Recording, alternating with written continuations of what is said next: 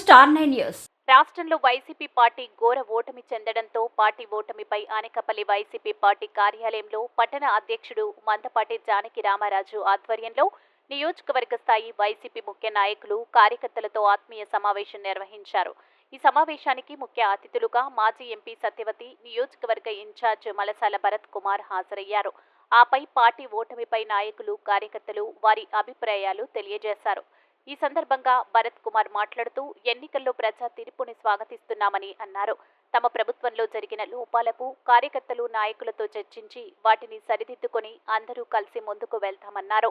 మా నాయకుడు జగన్మోహన్ రెడ్డి పిలుపు మేరకు జరిగిన లోపాలను గుర్తించి 2029 ఎన్నికల నాటికి వైసీపీ విజయానికి ప్రణాళికలు సిద్ధం చేసుకుని సమయస్ఫూర్తితో ముందుకు వెళ్తామన్నారు. టీడీపీ కవ్వింపులకు దిగితే కార్యకర్తలు సంయమనం పాటించాలని అన్నారు.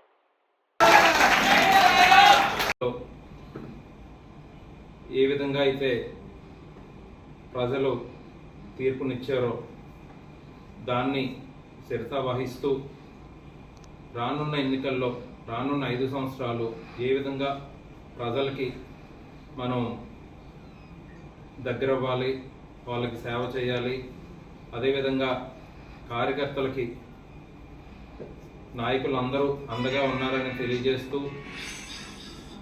ఈ ఎన్నికల్లో జరిగిన లోటుపాట్లు చర్చించుకున్నాం. ఈ ఫలితాలు ఎందుకు ఈ విధంగా వచ్చాయి, ఈ గడిచిన 5 సంవత్సరాలు వైఎస్ఆర్ కాంగ్రెస్ పార్టీ హయాంలో ఏమైనా లోటుపాట్లు ఏమైనా ఉంటే వాటిని చర్చించుకొని నాయకులందరి దగ్గర నుంచి అవి ఎలా సరిదిద్దుకొని ముందుకెళ్ళాలనేటువంటి ఒక ప్రణాళికతో ముందుకెళ్లాలనేటువంటి ఒక మంచి భావనతో అందరం ఇక్కడ ఈరోజు కలిసి ఈ సమావేశం ఏర్పాటు చేసుకొని చర్చించుకోవడం జరిగింది.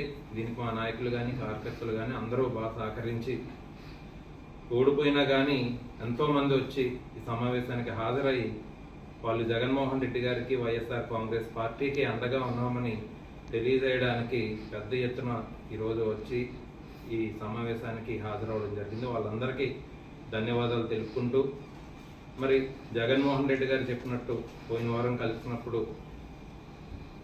ఏమైందో దేవుడికే తెలియాలి, ఈ పథకాలు తీసుకున్న వాళ్ళు కానీ, అవ్వాతాతలు కానీ, వికలాంగులు కానీ, ఈ ఓట్లన్నీ వాళ్ళ ప్రేమ కానీ ఏమైందో దేవుడికే తెలియాలి.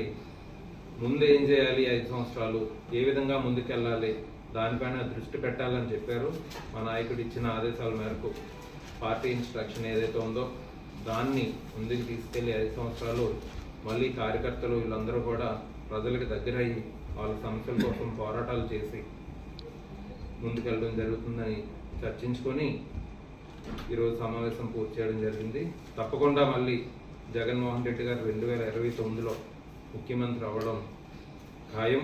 దానికి తగిన సహకారం మా నాయకులు, కార్యకర్తలు అందరం అందిస్తామని చర్చించుకొని జగన్మోహన్ రెడ్డి గారిని ముఖ్యమంత్రి చేసుకోవడం, వైఎస్ఆర్ కాంగ్రెస్ పార్టీని అధికారంలోకి తీసుకురావడమే ఎజెండాగా ప్రజలకి సేవ చేయాలి.